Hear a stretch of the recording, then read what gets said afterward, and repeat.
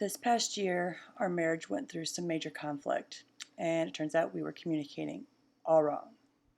Well, in this episode, we're going to talk about how conflict actually brought us closer together instead of pushing us further apart This is Marriage WTF. with Kenyon and Michelle.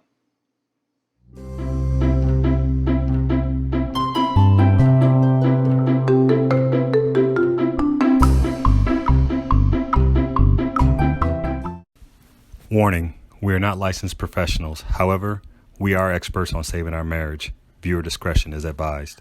Of course, there's going to be disagreements in any marriage, in any relationship for that matter. The key is how you resolve them. And by learning how to resolve disagreements the right way can actually help strengthen your relationships. I needed to understand your triggers for going into defensive mode. I needed to understand why I went into defensive mode. I really didn't, and so that was going to be a process for me as well.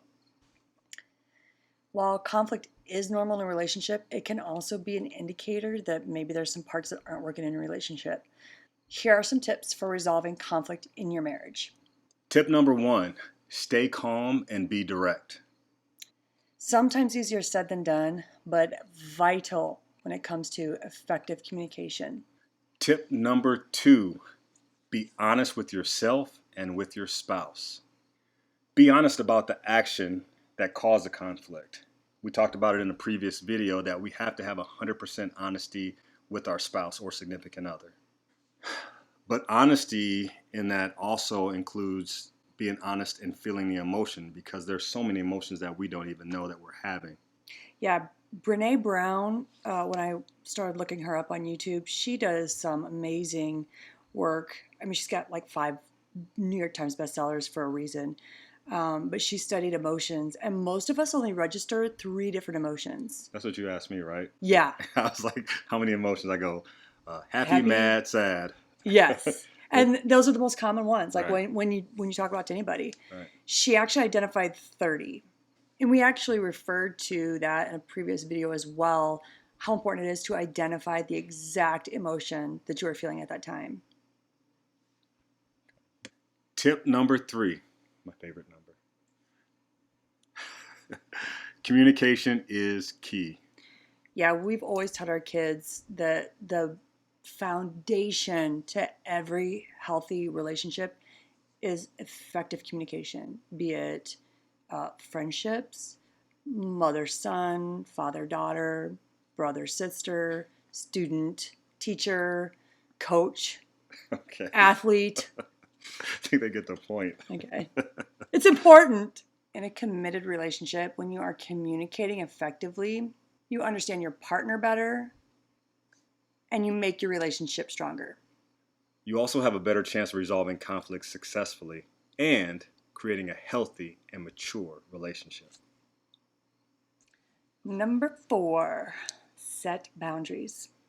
Yeah, everybody in a relationship deserves respect. And if an argument occurs or a disagreement occurs, the one thing you don't want is name calling, cursing each other out, or anything like that. So if that does happen, you do have the right to tell your spouse or significant other to stop. And if they don't, just walk away and, come back to it when cooler heads prevail.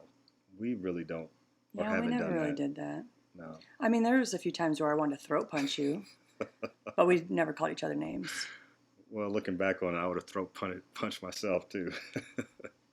Number 5, find the real issue. Typically, arguments happen when one partner's needs are not being met. Try to get to the heart of the matter.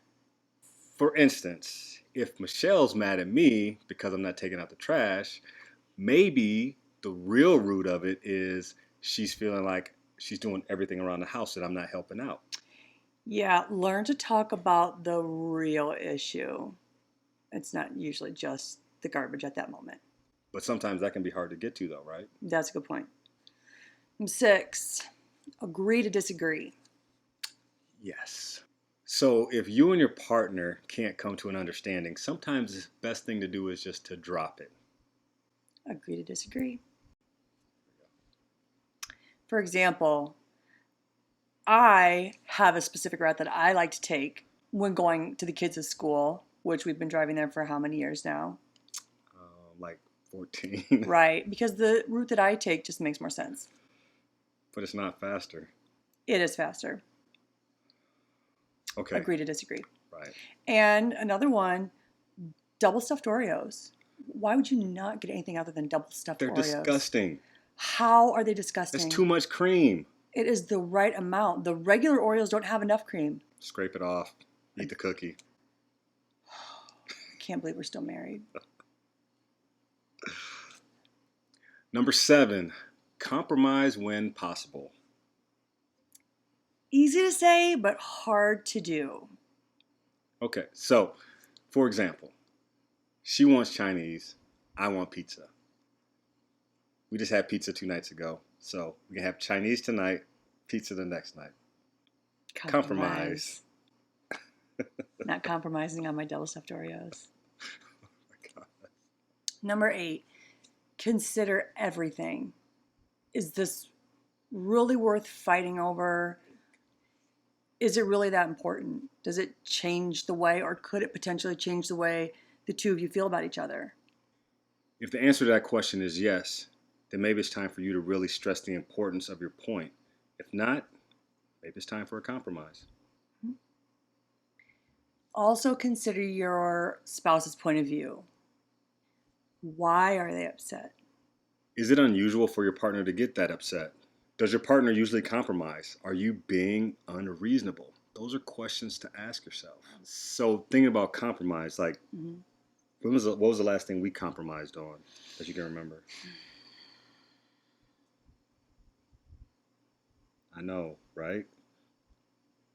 It's been so long since we've had even a disagreement about anything. Yeah. We're telling you this, where we were 8 months ago, we barely could, we didn't really talk. Like, we were like roommates here. Yep. And we were just running a business. And yeah, but on this journey of self-discovery, self-development, spirituality, like I can't even think of the last time where we even had a disagreement. No. Or had to compromise or anything. Yeah, we just, now when we go to the store, we just buy a package of double stuffed and a package of the ones that aren't so great. Yeah, pretty much. But it also shows, like we said in another video, it shows where you can be and where you can go. Oh yeah. If you both are willing to fight Yep. for your relationship, you both put a plan in place, you have the right people around you, there can be a 180 turn. And you get the help you need. Right. By going to the counselor. Absolutely. Like, I wouldn't be here if it wasn't for a counselor. We've talked about it so many times, but it's just exciting to be where we're at and really to see where we're going, because we talk about our future now where she didn't really see me in it. Not at all. Yeah. So. Yeah. And the thing is, everyone deserves to be in a healthy relationship, and it is possible. You both deserve to be happy. So in the comment section below, let us know if you found any of these tips helpful, or if you have some that seem to work for you. And remember, we're here because our marriage is worth the fight. Our family is worth the fight. And so is yours. Subscribe, like, and share this video, and we'll see you on the next Marriage WTF. This is kind of fun sitting on the floor doing this. Now you know it's going to be hard getting up off here. That's all right. We can stay down here all night. I might have to call the kids. Yeah, that's all right.